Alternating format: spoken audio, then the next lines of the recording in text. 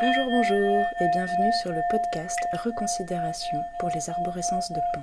Je m'appelle Noélie Poulain et je suis ton hôte. Je suis coach de vie holistique et intuitive, danseuse et chorégraphe, cartomancienne passionnée, créatrice d'oracles et d'outils de développement personnel et créatrice de la méthode circulation corporelle. J'accompagne les femmes et les hommes à leur propre libération et à l'incarnation de leur pleine puissance. Tout au long de mon parcours, j'ai pu prendre bien des détours, tenter de cerner mes multipotentiels. De nombreuses fois, j'ai relancé les dés, fait plusieurs détours sur moi-même, tourné autour du pot avant de me lancer, de me plonger dans le monde et y trouver ma place. Si toi aussi, tu ressens le besoin de t'arrêter un instant pour explorer les mystères de la vie, ce podcast est fait pour toi. J'aime jouer sur les mots, voyager jusqu'au terme, converser avec la langue des oiseaux et trouver l'essence qui se cache derrière le verbe.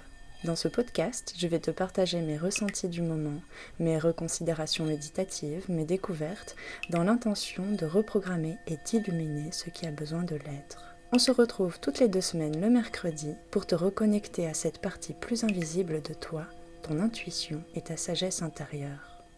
Je te propose de profiter de cet instant rien que pour toi et d'écouter la petite voix qui est en toi.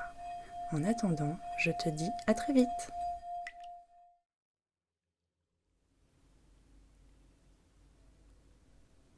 Là je dors, là je dors. Il y a quelques semaines, je discutais avec un ami. Il était impressionné par tout ce que j'avais mis en place comme changement dans ma vie et aussi rapidement. En effet, je commençais de nouveaux projets qui me demandaient une vision à long terme. Je voyais le monde et mon monde intérieur sous un nouvel angle. Je m'étais vue me transformer ces dernières années. Mes habitudes avaient considérablement changé, etc., etc. Et en retour, cet ami se remémorait avec quelque peu de nostalgie une période dans sa vie où tout s'était éveillé en lui. Il avait vécu des moments de révélation intenses, des expériences spirituelles très profondes, et il me disait, lors de cette discussion, avec un peu de regret, à quel point sa vie lui semblait calme et monotone aujourd'hui. Mais plus il décrivait sa vie actuelle, plus je l'écoutais, et plus je trouvais cette vie qu'il me décrivait simple, plutôt stable et apaisée, ancrée.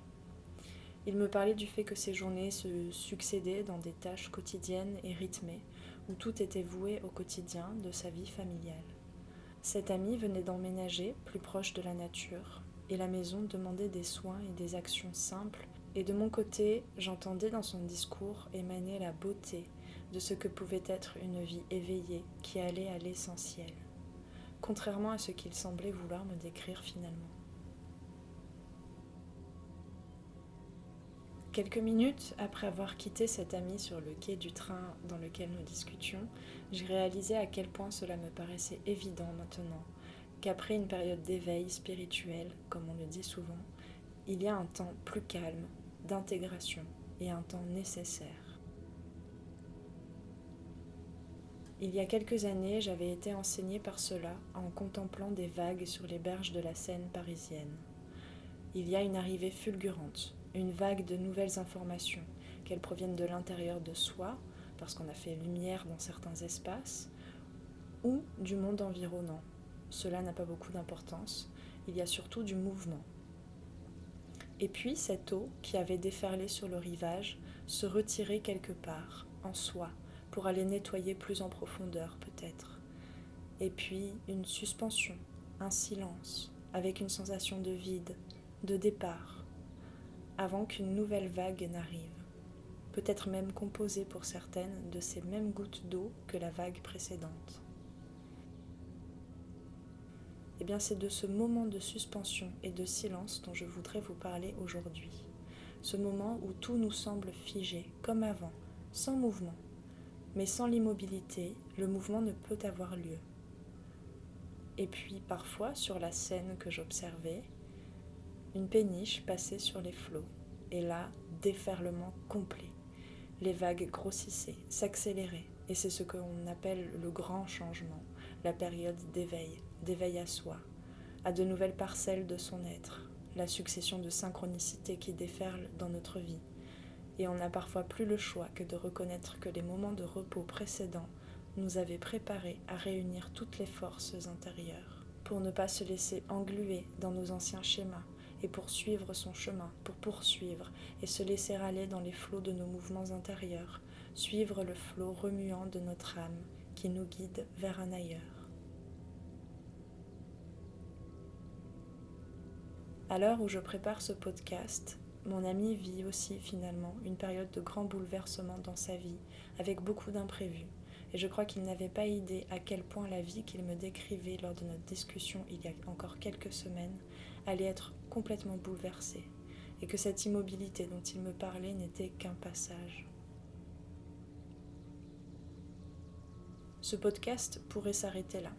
J'ai finalement dit l'essentiel. Je pourrais vous laisser avec ces premières images et réflexions dans votre cheminement intérieur.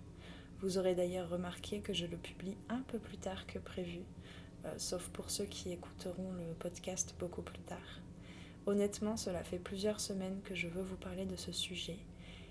Et bien que j'ai déjà traversé ce genre d'énergie, j'avais besoin encore de l'expérimenter pour que s'organise tout ce dont je voulais vous parler ici, dans ma tête. J'ai eu besoin de lever le pied et d'expérimenter une phase de silence, de repos, d'intégration. L'âge d'or est le conte de la Belle au bois dormant. La vie est cyclique, elle est impermanence. Et ce que l'on prend pour acquis, les appuis sur lesquels on flotte actuellement, pourraient bien changer d'une minute à l'autre. C'est normal. Il y a des saisons dans tout, au nombre de 4. Il y a les 4 saisons. Il y a la constriction, le recul, la prise d'élan, puis l'action, la mise en mouvement, l'inspiration. Ensuite la suspension, la respiration s'arrête un instant. Le corps intègre l'oxygène et la lumière jusqu'au fond de ses cellules. Suivi de l'expiration, le nettoyage, l'expulsion. Et ainsi de suite. Il y a 4 archétypes pour le cycle féminin correspondant à ces 4 périodes. Il y a 4 périodes de vie, tout aussi importantes les unes que les autres. Il y a 4 pieds, au moins, à une chaise ou une table. Le 4 est synonyme de stabilité. Mais dans la vie, cette stabilité s'opère non pas dans l'immobilité, mais bien paradoxalement dans le mouvement entre ces 4 principes. On a tendance à idéaliser la période d'éveil spirituel, le changement concret. Mais il y a aussi une part très importante dans un parcours d'éveil à soi, de révélation à soi, qui est celle de l'endormissement, du repos, de l'immobilisation, de l'intégration. J'ai effectivement mis du temps à préparer ce podcast parce que j'étais et je suis encore un petit peu dans cette période. Malgré la renaissance de la nature au printemps, malgré le fait que la Terre sorte de son hibernation, mon rythme intérieur était tout autre. De nouvelles informations se faisaient jour, certes, mais pas dans le concret. Alors, dernièrement, je me suis retrouvée soudainement ralentie. Je n'arrivais plus à faire avancer mes actions, je faisais très peu de tâches à la journée, et je dormais. Et puis, j'ai réussi à comprendre, à accepter, à comprendre dans une nouvelle couche de conscience. J'ai pu accepter que finalement, cette période permettait à mon corps d'intégrer les avancées fulgurantes qui avaient eu lieu dans mon parcours d'éveil. J'ai pu aussi accéder à des rêves et des parties de mon inconscient qui s'éveillaient à moi. Pour aller succinctement un peu plus loin, j'ai pu observer aussi que malgré le fait que ça n'avançait pas terrible dans la matière, dans ma vie ici, en réalité ces heures passées dans l'immobilité me permettaient de voir que j'œuvrais ailleurs. Je dialoguais avec d'autres parties de mon âme, peut-être dans des vies antérieures, ou bien d'autres dimensions de mon être, je ne sais pas, hors de l'espace et du temps. Mais en fait, je n'avais clairement pas l'impression d'être inactive, je peux vous le dire. Il y a l'âge d'or, celui où on se met à briller comme un nouveau soleil, où on se sent renouvelé, brillant, compétent dans tout son nouveau royaume. Et puis, il y a l'âge d'or, ce temps de récupération, ce temps où nos avancées profitent à toutes les dimensions de notre être et à celles de notre inconscient collectif aussi. Il y a ce retour à la caverne intérieure pour pouvoir encore plus puissamment faire profiter de nos nouvelles vibrations au reste du monde. Ce n'est pas tout à fait la période hivernale complètement isolée. C'est une courte période de suspension, celle où on se prépare totalement à quitter notre mue de serpent, notre ancienne peau, cet ancien costume qu'on avait déjà essayé d'enlever auparavant. C'est tout l'être qui, en se rendormant peut-être, se prépare à mêler ces nouvelles découvertes avec toutes celles de l'histoire de sa vie, de notre vie, ou même de nos vies, pour opérer à une transmutation totale avant de retourner dans le monde ordinaire et partager sa sagesse avec les autres.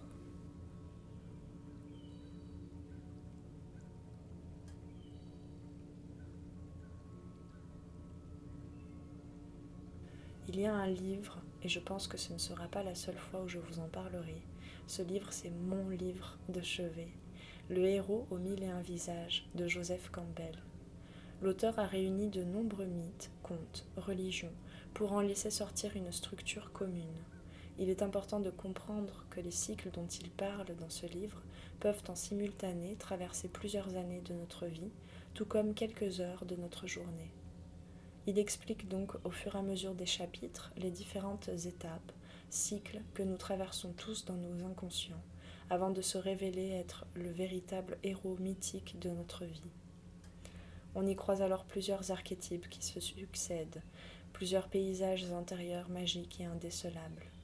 On s'éveille à notre part divine et puis aussi à notre part humaine. Il y a le monde ordinaire, celui que l'on connaît au départ de notre aventure, celui dont on a l'habitude, puis le premier pas vers un ailleurs, la première embûche dans ce nouveau paradigme du héros que nous sommes. Et puis se succèdent différentes étapes et épreuves avant d'arriver à la 4e saison de notre aventure, celle du retour au monde ordinaire, celle du retour vers ce que l'on connaissait auparavant.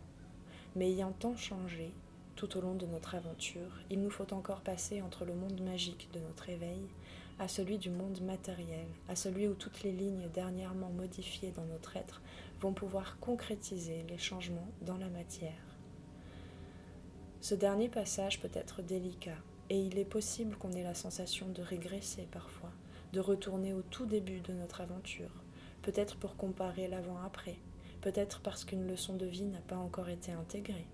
Mais dans tous les cas, je reste persuadée que l'on avance. Et c'est ce que nous dit Joseph Campbell dans son livre. Je reste persuadée que l'on se prépare en réalité comme ce héros aux mille et un visages. On se prépare à partager à ceux qui n'ont pas vécu l'aventure comme nous l'avons vécue, car différents, de partager notre expérience, de la transformer en enseignement pour toutes les parties de son être et donc pour les autres également.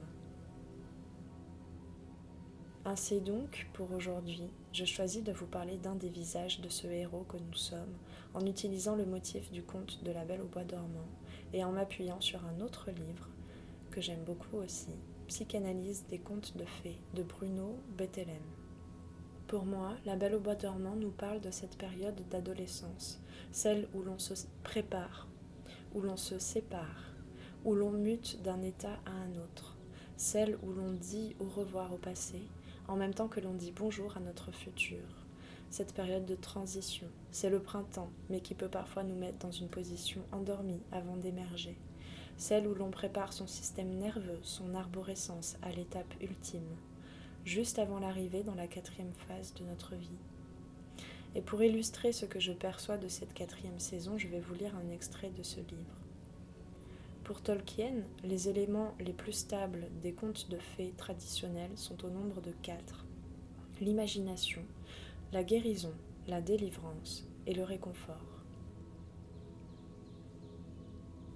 Parlant du dénouement heureux, Tolkien souligne que pour être complet, tous les contes de fées, et j'ajoute tous les êtres du coup, doivent avoir ce dénouement heureux. Heureux, j'entends par ici différent d'avant. Cela ne veut pas dire que ça va sonner comme le happy end d'un Walt Disney, mais c'est tout de même un dénouement parce qu'il y a eu transformation. Tolkien dit « Les choses prennent soudain une tournure joyeuse, quelque peu fantastique, et aussi terrible qu'ait pu être l'aventure, l'auditeur, qu'il soit enfant ou adulte, retient son souffle. C'est la suspension avant l'expiration dont je vous parlais juste avant. Retient son souffle quand vient ce virage, son cœur se met à battre, est soulevé, et il n'est pas loin des larmes. Et c'est là donc que survient cette phase parfois d'endormissement, comme on dit après l'effort, le réconfort, cette 4e saison de notre aventure si particulière d'éveil, qui certainement donnera lieu à une autre ultérieure. Cette 4e saison peut effectivement parfois commencer, être précédée par l'endormissement momentané. Mais pourquoi ?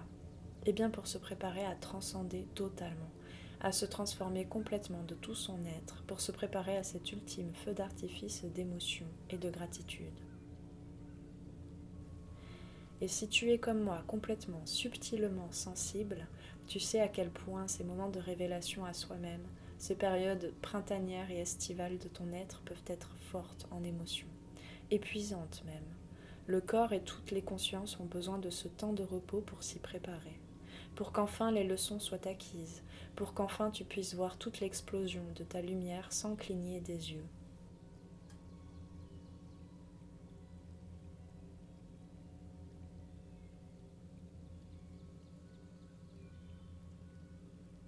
Pour continuer mon propos, je vous lis donc maintenant un bout du chapitre sur le conte de la Belle au bois dormant du livre de Bruno Bettelheim, et je me permets de divaguer quelque peu par-dessus. La Belle au bois dormant, maîtriser l'adolescence. L'adolescence est une période de changements importants et rapides, caractérisée par des phases de passivité et de léthargie absolue, alternant avec une activité frénétique et même un comportement dangereux pour prouver que l'on existe. C'est donc ses premiers élans pour sortir de sa zone de confort sans s'y être vraiment préparé. Ce sont ces moments où l'on teste sa nouvelle façon d'être auprès des autres, auprès du monde, et où l'on a besoin parfois de retourner à l'intérieur de soi pour faire le point. Ce comportement hésitant de l'adolescent trouve son expression dans certains contes de fées où le héros, après s'être précipité dans d'incroyables aventures, est soudain transformé en pierre par quelque maléfice. Plus souvent, et sur le plan psychologique plus judicieusement, l'ordre est renversé. Alors que de nombreux contes de fées insistent sur les exploits que doit accomplir le héros pour devenir lui-même, La Belle au bois dormant insiste sur la concentration intérieure, longue et paisible, qui est également requise. Pendant les mois qui précèdent les premières règles, et souvent pendant la période qui les suit immédiatement, les fillettes sont passives, comme endormies, et se replient sur elles-mêmes. L'approche de la maturité sexuelle des garçons ne s'annonce pas par un état analogue, mais beaucoup d'entre eux connaissent pendant la puberté une période de lassitude et de repli sur soi qui correspond à l'expérience de l'autre sexe. On comprend donc que le conte de fées ou une longue période de sommeil commence en même temps que le début de la puberté. Pendant l'adolescence, qui provoque les changements les plus importants de la vie, la croissance ne peut évoluer convenablement que si le jeune passe par des périodes d'activité et de repos. Le repli sur soi, qui peut passer pour de la passivité, le jeune dort sa vie, a lieu quand les processus mentaux prennent une telle importance que l'individu n'a plus la force d'agir vers l'extérieur. Les contes de fées, du type de La Belle au bois dormant, qui ont pour thème principal la période de passivité, permettent à l'adolescent en herbe de ne pas s'inquiéter durant sa période d'inactivité. Il apprend que les choses continuent d'évoluer. La conclusion heureuse affirme à l'enfant qu'il ne restera pas figé dans son apparente inactivité, même si, sur le moment, il a l'impression qu'il n'en sortira jamais. Après la période d'inactivité, qui d'une façon typique intervient au début de la puberté, l'adolescent devient actif, comme s'il voulait rattraper le temps perdu. Dans la vie réelle, comme dans les contes de fées, il essaie de s'affirmer, en passant souvent par de dangereuses aventures.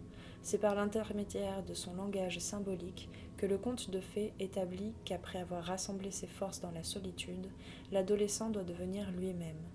En fait, cette évolution est pleine de dangers.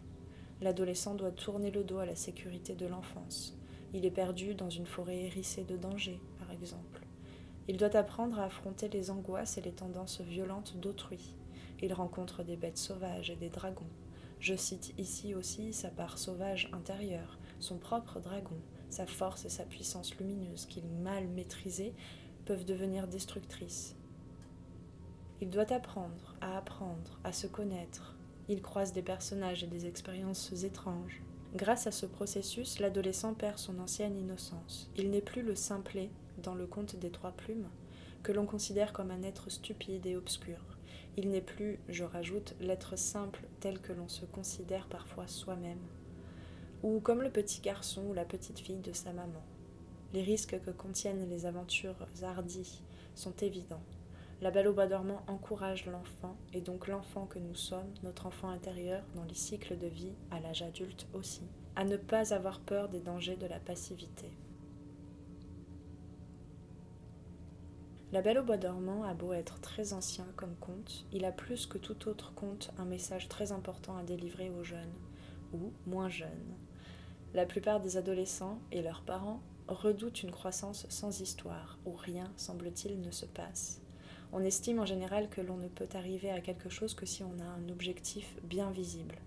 La Belle au bois dormant dit qu'une longue période de repos, de contemplation, de concentration sur soi peut conduire et conduit souvent à de grandes réalisations.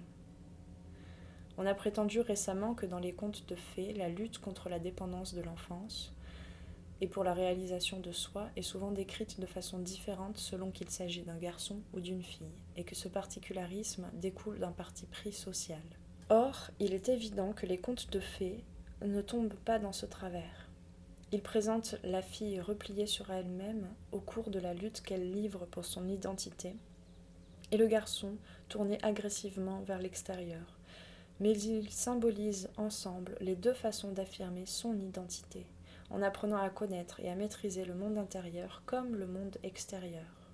Dans ce sens, les héros des deux sexes sont une fois de plus des projections de deux aspects différents d'un seul et même processus où tous les individus doivent s'engager au cours de leur croissance.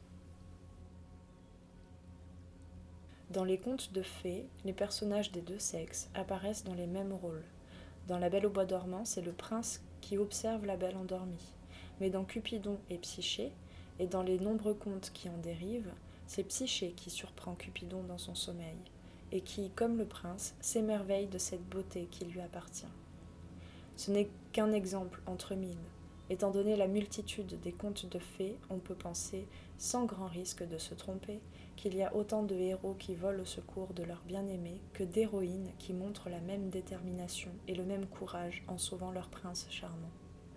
Et il faut qu'il en soit ainsi, puisque les contes de fées révèlent sur la vie des vérités essentielles.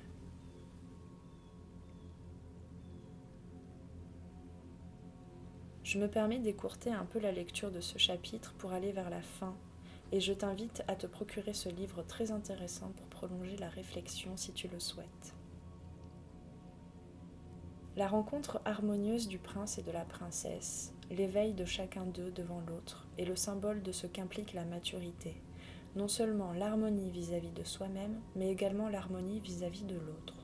L'auditeur décidera s'il doit interpréter l'arrivée opportune du prince comme un événement qui provoque l'éclosion de la sexualité ou celle d'un moi supérieur.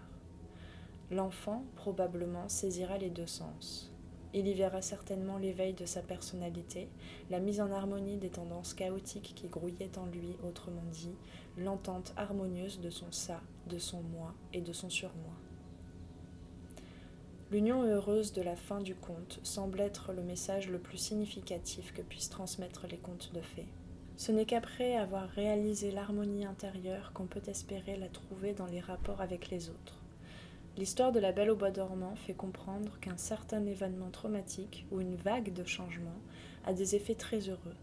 L'histoire impose l'idée que ces événements doivent être pris très au sérieux, mais que l'on ne doit pas en avoir peur. La malédiction est une bénédiction déguisée. Jetons un coup d'œil à la version la plus ancienne que nous connaissons du thème de la Belle au bois dormant et qui est Perse Forest, publiée il y a plus de 500 ans. C'est grâce à Vénus, la déesse de l'amour, que l'héroïne se réveille quand son bébé, en tétant son doigt, lui enlève l'écharde. Dans la version de Basile, le réveil s'effectue de la même façon. La femme ne s'accomplit pas totalement quand elle a ses règles, ni quand elle devient amoureuse, ni quand elle a des rapports sexuels, ni quand elle met au monde un enfant. Les héroïnes de Perse Forest et de l'histoire de Basile font tout cela en dormant. Il reste nécessairement quelques pas de plus à faire sur le chemin de l'ultime maturité. Il faut encore nourrir l'être qu'on a mis au monde. Ces histoires énumèrent des expériences qui n'appartiennent qu'à la femme. Elle doit les vivre toutes avant d'atteindre le sommet de sa féminité. Mais finalement, on peut le lire aussi en parallèle pour les hommes, concernant les hommes et concernant leur polarité féminine. C'est l'enfant qui rend la vie à sa mère. ce qui symbolise que l'enfant ne se contente pas de prendre passivement ce que sa mère lui donne, mais qu'il doit aussi, activement, lui rendre un grand service. Il peut le rendre quand elle lui donne le sein, elle se réveille à la vie, elle renaît, ce qui dans les contes de fées est toujours le symbole d'un passage à un état d'âme supérieur. Ainsi, le conte de fées dit aux parents comme aux enfants que le nourrisson ne se contente pas de recevoir, mais qu'il a aussi quelque chose à offrir. Tandis qu'elle lui donne la vie, il ajoute une nouvelle dimension à la vie de sa mère. Le repliement sur soi-même qui était évoqué par le long sommeil de l'héroïne prend fin quand cet échange se réalise. Je vous invite ici à observer le parallèle avec nous, enfants de la Terre, quand nous nous incarnons. La Terre-Mère nous donne naissance, nous nourrit, mais l'accomplissement ultime de notre incarnation serait de rendre vie à cette Terre en se redonnant naissance. On dit souvent que nos parents nous donnent naissance et qu'il y a un passage transitoire, initiatique dans nos vies où nous nous redonnons naissance à nous-mêmes. Et je rajouterai que c'est une fois que le féminin et le masculin intérieur se sont rencontrés en nous et se sont réunis, que l'enfant intérieur nous nourrit, nous rend cette énergie pour que nous puissions transmuter, que nous puissions quitter notre mue de serpent, notre costume d'avant, nos anciennes habitudes, notre ancienne identité. Cette idée de renaissance est amplifiée quand tout l'univers de la Belle au bois dormant, ses parents et tous les habitants du château, même les chevaux et les mouches, revient à la vie en même temps qu'elle. Si nous sommes insensibles au monde, le monde cesse d'exister pour nous. Quand l'héroïne s'endort, le monde pour elle s'endort aussi. Et il ne se réveille que quand un enfant est nourri en lui. Ce n'est que de cette façon que l'humanité peut continuer d'exister. Je rajouterai aussi toutes ces périodes de long sommeil que doivent traverser les jeunes nourrissons. C'est le seul moyen pour les bébés d'intégrer totalement les énergies et de commencer leur incarnation.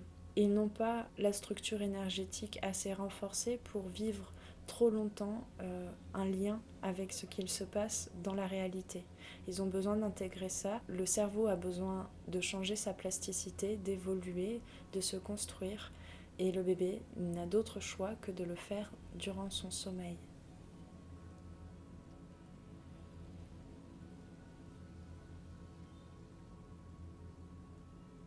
Ce symbolisme est perdu dans les versions plus récentes de l'histoire, qui se terminent par l'éveil de la Belle au bois dormant et de son monde à une nouvelle vie.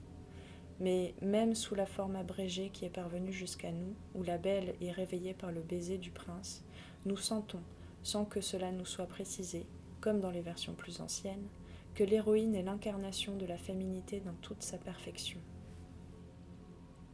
C'est ce quatrième pied de la table qui nous apprend la maîtrise, cette phase qui nous prépare déjà au cycle suivant. C'est ce moment où l'on sort de l'âge d'or, de l'avènement de notre roi soleil intérieur, où le printemps, le fleurissement de nos nouvelles compétences peuvent être totalement intégrés, où on est parfois quelque peu blasé par ce qu'on a déjà traversé, comme si nous avions déjà tout vu alors que viennent tout juste de s'ouvrir à nous nos nouvelles compétences pour une nouvelle vie, pour une nouvelle phase de notre vie, où l'on croit qu'à peine couronné, notre souveraineté s'épuise, où l'on se rendort, mais pour mieux retourner dans le monde matériel, ce monde ordinaire, en emportant tout ce que l'on a éveillé en soi, par soi. C'est ce moment d'adolescence de notre être, ce cycle que l'on peut traverser à maintes reprises dans sa vie, pour aller vers une nouvelle évolution, continuellement, où l'on s'émancipe de ses parents, de leur présence encore fusionnée en nous, dans notre psyché, de ces parties et figures d'autorité précédentes pour prendre de nouvelles libertés d'être et se sortir de ces croyances et programmes anciens et erronés, acquis et imposés, où l'on teste de nouvelles façons d'être pour mieux les intégrer dans notre vie. C'est cette période de passivité et qui pourtant nous promet de belles avancées à venir. C'est cette nouvelle maîtrise, ce nouvel équilibre, pour qu'enfin ton masculin, ce prince charmant à l'intérieur de toi, s'éveille et fasse le pas d'aller chercher et de faire confiance à ton féminin intérieur. pour qu'enfin tu t'éveilles après un long sommeil à tout ce que tu ressens, à toute ta richesse et ta sensibilité, pour qu'enfin le monde s'éveille et que le royaume soit gouverné avec harmonie. Finalement, nous sommes des êtres cycliques. La vie est cyclique et pour prolonger ce travail d'individuation, et ce à plusieurs reprises dans notre vie, comme traversant différents paliers d'une conscience de soi, il est important de démystifier l'éveil spirituel. Il est important d'accepter qu'au sortir de certaines expériences mystiques, où la conscience de soi individuelle vient se fusionner à l'âme du monde, nous ayons ce besoin de revenir à son individualité, à sa vie terrestre, humaine et quotidienne, afin d'intégrer l'initiation que l'on a eue pour la partager lors de ce retour avec les habitants du monde ordinaire, du monde du milieu comme on l'appelle en chamanisme. Alors c'est là que tout le parcours du héros que nous sommes prend son sens. C'est quand on revient de son aventure pour devenir maître d'entre les deux mondes. Quand on vient incarner l'être spirituel dans la matière de notre vie quotidienne.